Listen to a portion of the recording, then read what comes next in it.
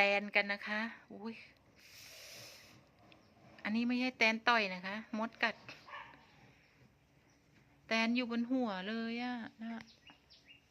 เห็นไหมหน้าห้องน้ำเลยนี่เห็นไหมคะเต็มเลยนะคะ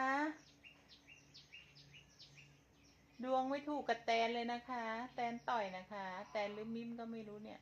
เต็มเลยเนี่ยเยอะไปหมดเลยอะโอ้โหอยู่บนหัวนี่เองเดินไปเดินมาตั้ง3 รอบ4 รอบนะคะดูนะคะมันทำรังอยู่ในกระบอกอะกระบอกไม้แน่เลยเนี่ยกระบอกแป๊บ